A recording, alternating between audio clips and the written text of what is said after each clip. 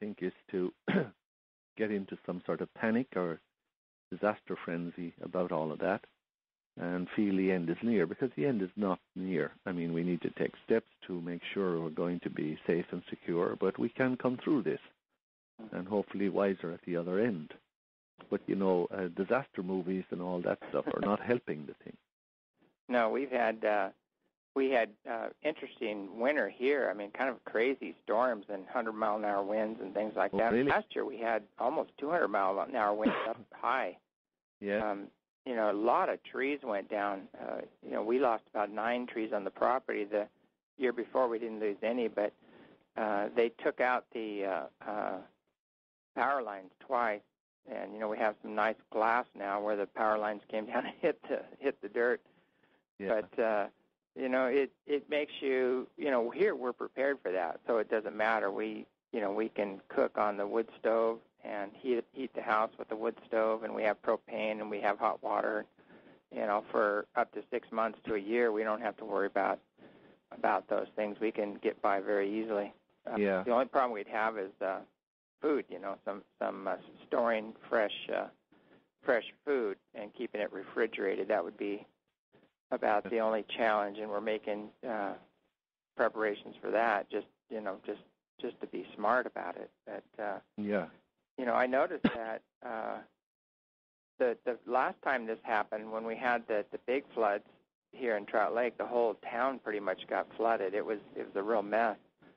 And people were up here were kind of used to dealing with things like that, and they're really, everybody kind of helped each other out, and the whole community went down and helped out. I was one of them, helped out, put the store back together, and to get the food supplies going, and clean up the mess there, and it was quite interesting how people who live out in the woods or out in the tules are kind of used to. Are kind of prepared for that kind of scenario, but yes, people in cities are not. No, and really can't be, because you can do some things in the city, but if the supplies of food don't come in, what are you going to do? You can't grow your own food. Yeah, and the water here too is under it's gravity fed, from under a glacier that goes underground and comes back up again. Oh, is that right? So we have just incredible water here, all gravity fed, and if that goes out, we have a river on our eastern border, with some nice fresh water in it. So, yeah. So it's we're in a good shape here, but I just think about people who depend on, electricity to pump their sewage, to pump their water to them, to purify their water, and are dependent on the, getting out to the grocery store. Yeah. Every day, they're not going to be in good shape at all.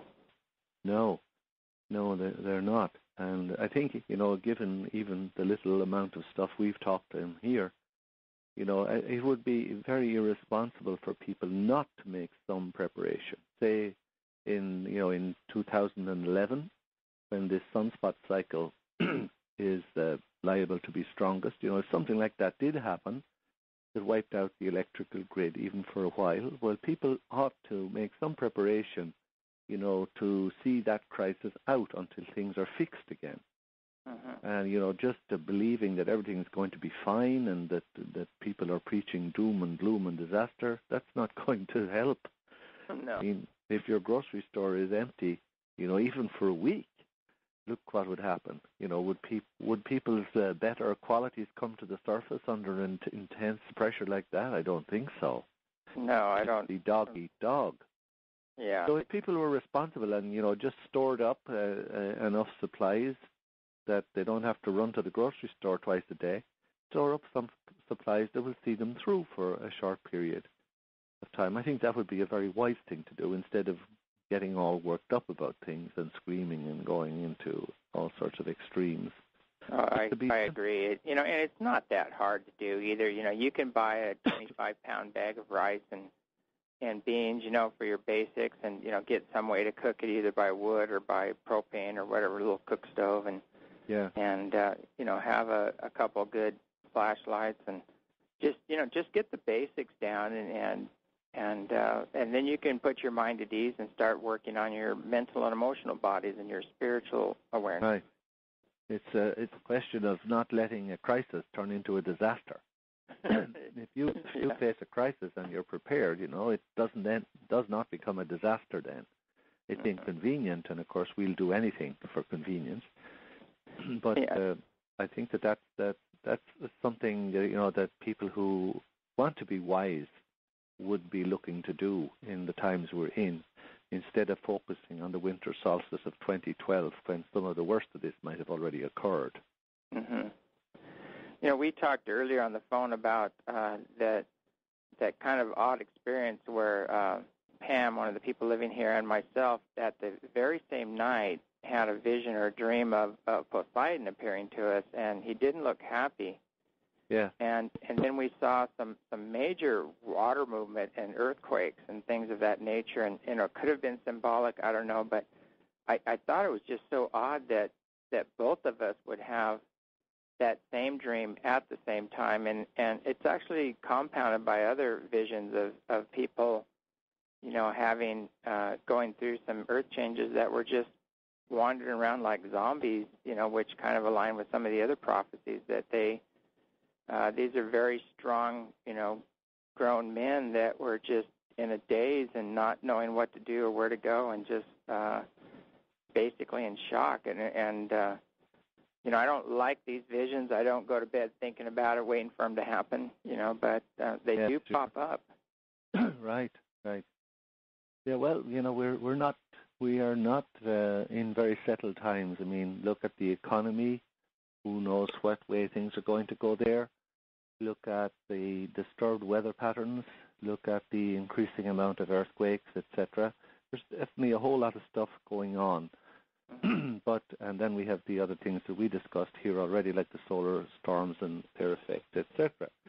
So we've grown so comfortable and accustomed to everything working, and as I said, we don't want a crisis to turn into a disaster. So let's just be sensible, let's be calm, and let's look at what might happen and do the best we can to mitigate its effect on us until things emerge into a better time.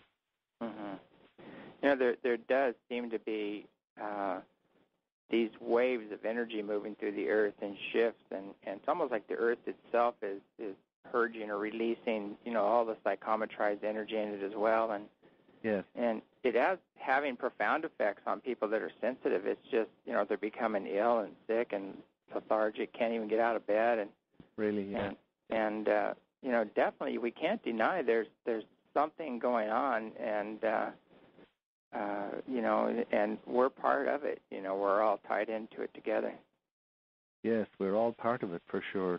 There's, I mean, everywhere you look, including the instances you mentioned, there's obviously some enormous change running through everything, and we would be very foolish if we didn't take steps, to make sure that we can deal with these things as best we can, instead of just relaxing and whistling past the graveyard, hoping nothing at all will happen, and that if we ignore it long enough, it'll all go away. Unfortunately, it won't. Mm-hmm. And the less disruption that will be caused will depend on the degree of preparation that we make. I agree on every level. The one thing, you try to tell people about that, we have to redirect our consciousness and energy and our actions as well.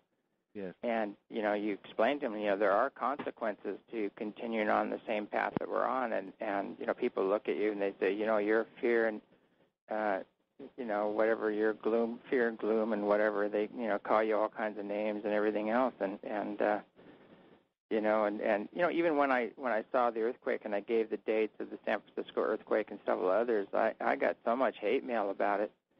And I said, hey, I didn't do it. I didn't create it. It was shown to me at a coming event, and we could have altered that either by banding together and shifting it by, putting our consciousness on it, or moving, telling people, you might want to get out of the buildings on that day and get out of those malls that collapsed, and so it's kind of, this Pollyanna kind of New Age program that's going on is I think it's just a very cruel trick some people are playing on themselves. Are you there? We might have lost me, Anyway, I'll just continue. Hopefully he can pop back on, but that seems to always happen when we have a very controversial guest or somebody that's really telling it like it is. But I think, there's an old saying, praise Allah, tie your camel.